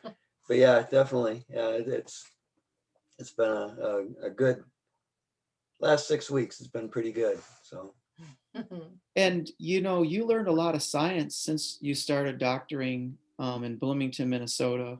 mhm. Um, has the explanation, the scientific explanations, and the imaging with the X-ray report of findings kind of jive with the first visit, with the consultation, the education there, and then with the clinical thorough case history, and with the comprehensive neurologic structural um, structure function examination. Does that kind of all jive? Does it kind of make sense to you? It does. I mean, initially it seemed a little overwhelming, and afterwards, the more I thought about it, or you think about it, the more the pieces fit together. And just even with the after effects of the treatments, it's like, yeah, it just totally meshes. So, you know, Oh, that's cool, man. So are you saying that there hasn't been any side effects, but there's only been side benefits of this cranial cervical junction care? yep, definitely benefits. I haven't seen any bad side effects. What about you, Lori? You know, Nolan isn't under care yet. Um, but now let me ask you, um, has there been any side effects that you've experienced? Just the, once in a while having an achy spot that is lower than the neck, or that I need to put ice on my neck just because it's sore after an intervention. Mhm. Okay. And so tell me, how is your future looking now? What are you looking forward to that you couldn't do before or you didn't think you could handle? I mean, you already told me you'd reevaluate. Now you would want to take me up on going down the Knick. I'm gonna hold you to that. Mhm. Ah, Yeah, because I love doing that. But what about you? What are some things that you're looking forward to? Holding the grandkids, taking that European vacation, yeah, or we have, learning that new foreign language, learning Hebrew or something? right now we've got one grandchild who's 6 months old, and looking forward to holding her, because so far I've been avoiding picking her up. That she'll just sit on my lap and somebody pretty much sets her there. Mhm. And so playing with her, we've got 4 weddings this summer, and being able to go to weddings and have wedding dance, and not, it used to be that the sight and sound stimulus, that if there was a wedding dance, I'd be in there for maybe 10 minutes and I'd have to leave and go sit outside and visit with Nolan and sit on a park bench out there. And Definitely vacations. Love to go to Utah, yes, do some hiking. yeah, Oh, is that right? You like to hike in Utah, huh? Hike in Utah, yeah. Oh, wow, that sounds great. They got a whole bunch of mountains there. I mean, Yeah. Salt Lake City alone, I don't know, is it 5 or 7 Hmm. canyons coming into Salt Lake City? I couldn't keep track of them all. well, Yep, so it's Um, amazing. it's on have the you been there before?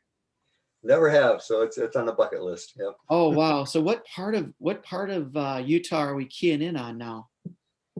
Any part of it. I just love all the pictures I see of the national parks, and I'm like, oh, I gotta see those. Oh, is Yeah. there any particular national park that you've keyed in on or Zion, you've looked at? Zion. Yep, definitely Zion. So, Okay. mhm. Okay, Lori, now what about you? Are you looking forward to going to this Zion? We are. We like rock. Yeah. You guys like rock climbing? That's fun. That's a lot of fun. Not the climbing, just being on the rocks Yeah. and around On them. the rock. Yeah, just kind of walking in the woods and being on the rock, having maybe go up a little elevation, but not rock climbing, or not getting Right, too crazy. right.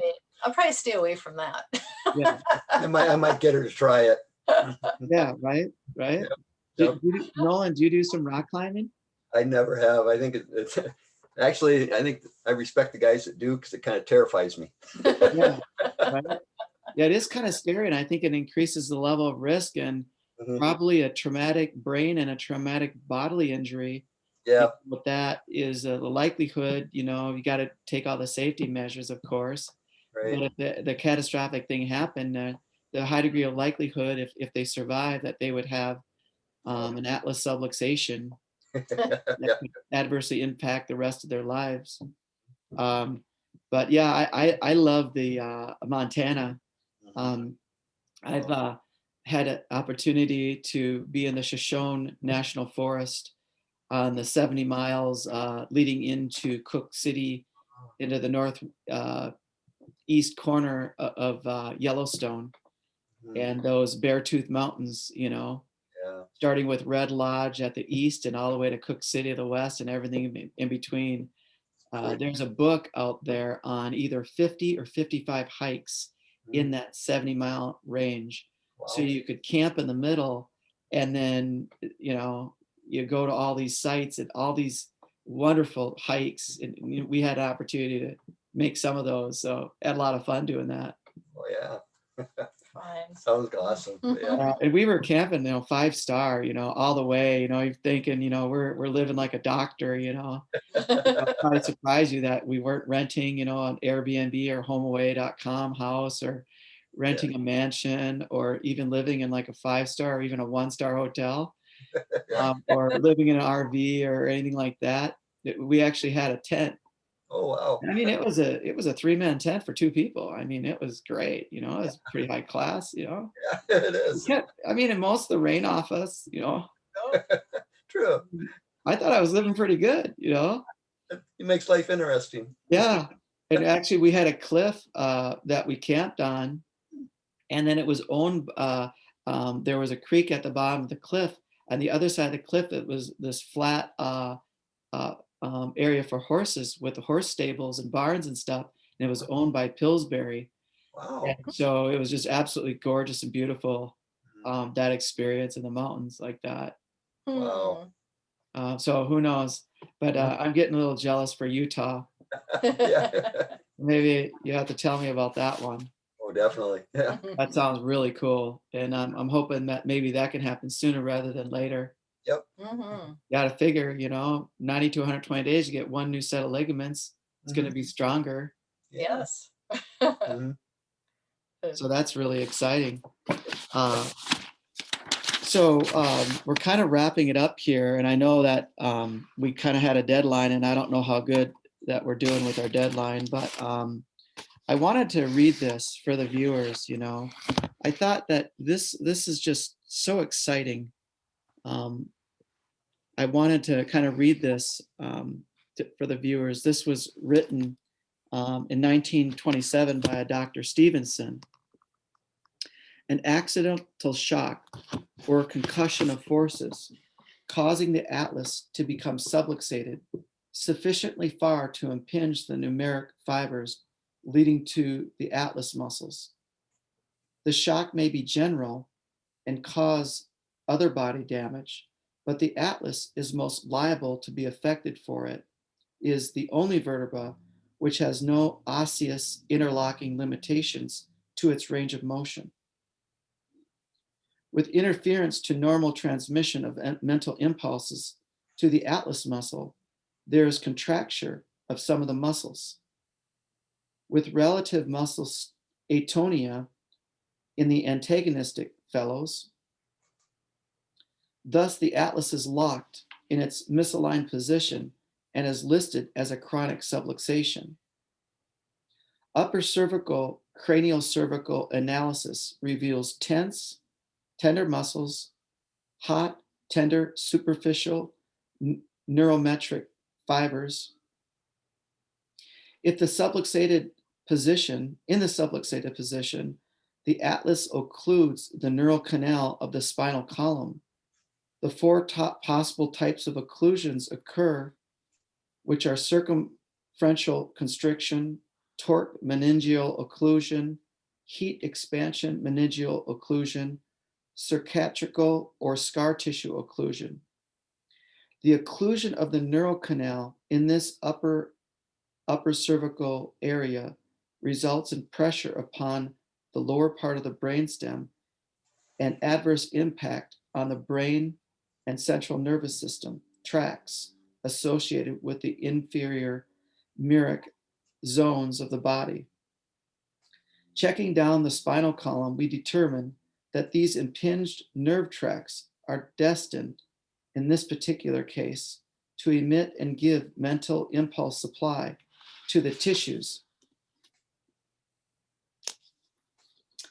And so I kind of wanted to kind of conclude with this, does this sound like this applies to you so far, Lori? Mm-hmm. Yep. It does. This was written in 1927, and this work was starting to be taught in a professional school in the early 1930s. So this work has been around for, over 90 years. So this isn't new. You're not a guinea pig. This isn't new. As a matter of fact, there's been 5, 6, 7 generations of this work. And every generation, there's been some improvements. The cranial-cervical alignment procedure of the atlas releases impingements on its own nerve supply, restoring normal functional tone to the muscles. The muscles have a balancing effect in the entire body with the normal nerve supply, thus holding the atlas in a normal position. The neural canal occlusion is removed, restoring normal transmission of affected nerve tissues and muscles. Normal nerve supply to spinal muscles to affected zones corrects their misalignment. The tension, heat, chronic pain, tenderness at these zones are eliminated or decreased or improved as more normal function is restored to the muscles and the organ systems of the body. With normal transmission of mental impulses supplied to the sensory organs, the secretion organs, the motor, the repertory functions are restored to normal or more normal or improved. Healing and repair take place, relieving symptoms. The time requirements for complete recovery and health vary with types of tissue involved and with individuals. Health is a condition in which all body functions are carried on normally, meeting all body demands for adaptation to the environment. Mental impulse supply is vital to all body function. Therefore, the degree of health enjoyed by each person is dependent upon the more normal transmission of mental impulses between the brain and every cell, tissue, gland, and organ in the body.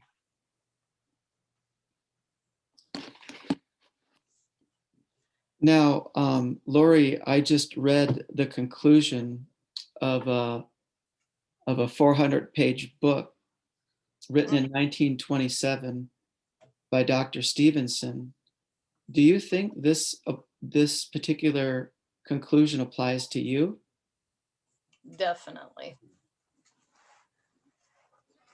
When I was reading this, were you thinking that this doctor was talking about you? Yeah, he could have been. Do you think this condition is common with people? I think it's common with the majority of people. Do you think it's actually the rule and not the exception? Mm-hmm. Do you think that this work should be kind of taken seriously like a dentist and checked from cradle to grave every 6 months? Yes. Symptoms or no symptoms? I think we'd all benefit from that. Do you think if the public at large, and especially the sick and tired, and the chronics of the world, do you think if they knew about this cranial cervical junction work, that their lives would be better? Yes. Do you think if people use this as their first form of healthcare, that they would spend less money in their health? Certainly. They would have no symptoms of things, of all of the things that would be, chronic otherwise. So yeah, we're not implying, of course, that people under this type of care would have no symptoms, but I think what Lori was saying, that she's just been helped profoundly, and that that this is not a normal case. Most normal people don't have 16 things different, 16 different things wrong with them, and most normal people, you know, haven't had complete dysfunction in many bodily systems. So this is an extra special case, but I think, kind of what you're saying is that this is kind of a baseline in healthcare. Yeah, definitely. It's like if I'd known something like this was available when I had kids and my child fell out of a tree or, had bicycle accident and things. Now they're 30 and 27 and I see issues that they have. And it's like, wow, if I'd known about upper cervical work back then, we probably could have eliminated a lot of the symptoms that they have that seem very normal to everyone. And that most people just can continue on and just deal with symptoms instead of taking care of the source of the problem. Wow. Well, I appreciate the time that you've been spending here. I think the viewers have gotten a lot of really good information. I hope that we didn't confuse anyone, or they brought up so many different concepts and kind of opened up the fire hose. So I don't know what's sticking with the people, but in my heart of hearts, I actually don't believe that this is a cure-all.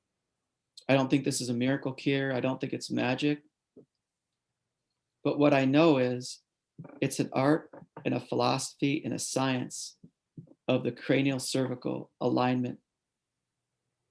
And what I know is that when people have an atlas subluxation or a subluxation anywhere in their spinal column for that matter, is that life and function and health is adversely impacted. That's my experience. And Lori, let's ask your husband, Nolan, what is the real truth about the cranial cervical junction health? Wow. I do believe that the human body is a marvelous machine, and it is so easy to have one item throw stuff out of whack. So, learning about this and actually having Lori go through it, and seeing the improvements, it's like, yeah, if something is out of whack, let's fix it. And it's bound to affect a lot of other things. And it's just been, a good experience, as far as watching the improvements. So, I know sometimes things aren't going to, like you said, get to 100%, but if it can improve a lot of them and keep you from doing anything invasive as far as surgery, to me, that's a positive, a very good thing. So do you believe that, Nolan, that because this intervention has been made and the results were an improvement, that this has saved her from a potential neck surgery? I would like to think so. I would do anything, in order to make, surgery a last resort. And I do believe that, with the positives that Lori's been showing, as far as improvements, we're going in the right direction. So Excellent. Thank you for that. And who's the guitar player? Neither one of us. yeah, that would actually be the son Wes. Yes. My 27-year-old. Oh, so you're still storing your 27-year-old's stuff that gets left Yes. behind? He Yeah. got a new one, so this one's going on a sale somewhere. Okay, I see. It makes such a good prop, you know? It does, don't it? We throw a guitar in the back, we're good. Don't never mind the boxes, you know? Right? You know? Guitar stands out. And the boxes are all leftovers of me not being able to function because for so many months, like since last March, anytime I had decisions to make of what do we do with this, it's like just put it in the office, we'll deal with it later, because I didn't have the ability to think through the pros and cons of what to do with something or where to store it. Mhm. And so the office has become the catch-all. And so, Yeah. and now I've got the energy and the focus that it's like, okay, my shoulder and hand and arm feel better and I can make decisions. So it's in process, Yep. trying to figure out what to do with it all. Chipping away at it, but a work in progress. Right. So we're going to conclude now, Lori, and we're going to be signing off. But before we do, Lori, what is the real truth about the cranial-cervical junction care? Having someone help you get it back into where it's supposed to be, and after you've had injuries, it makes a big difference in your life. Gets you back at equality.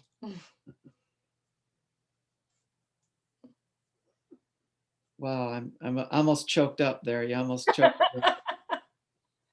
So thanks again, you guys. You know, I really appreciate you coming on, and know that we'll go ahead and sign off and say thank you once again. And Hey, we'll you're put you on welcome. the flip side. You bet. Thank You're you. welcome. If this can help somebody else, I'd like to pay it forward. Mhm.